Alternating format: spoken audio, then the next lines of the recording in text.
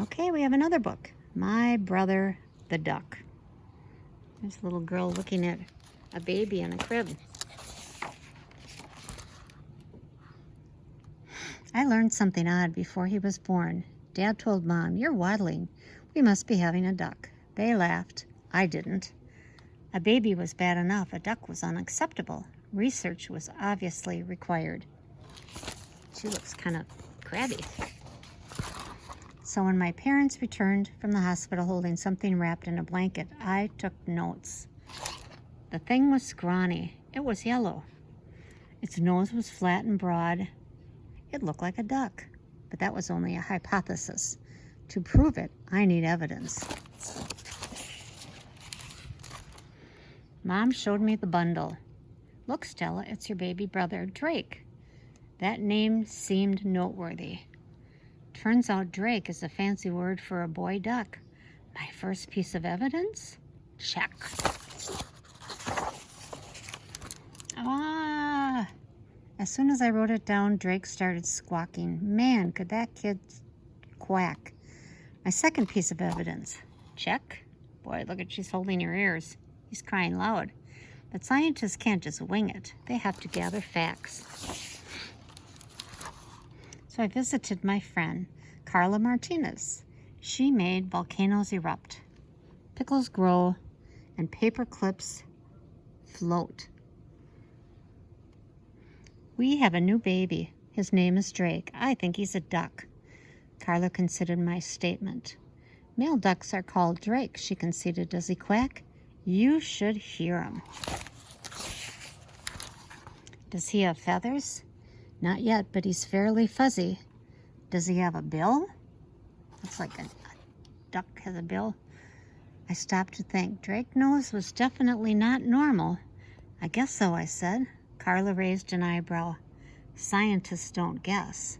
Further research was obviously required. Back home, Drake looked more like a duck than ever. Incredible, I said. But inconclusive, Carla replied. We must consult an expert. It's like the duck was getting a bath here. We chose Principal Kowalski. She drinks coffee from a duck-shaped mug. She keeps rubber ducks on her desk. She even calls, "Make way for ducklings," when our class walks down the hall. Look at all the kids in school walking down the hall. Lots of them. "Oh, Miss Kowalski," I said, "we were wondering, how can you tell if a baby duck is really, a duck? You know what people say, if it looks like a duck and sounds like a duck, it's probably a duck." There it was. An expert had confirmed my hypothesis. I was related to a duck. A waddling, quacking, broad-billed baby duck. I thought about it all day. Where we'd go, what we'd do. It wasn't so bad, really. We could still go fishing. Look at, she's fishing with a duck. We could still share lunch. Drake's feathers would add a certain flair to every photo. Plus, we'd never ever lose a game of duck, duck, goose. Did you ever play duck, duck, goose? I hurried home, ready to be the best big sister a duck ever had. Look at her hurrying home on her bike. All of her papers are flying behind her. Now she's kind of excited. Drake was in his bassinet. He looked rounder and smoother than before. His nose seemed almost normal. That didn't fit the bill.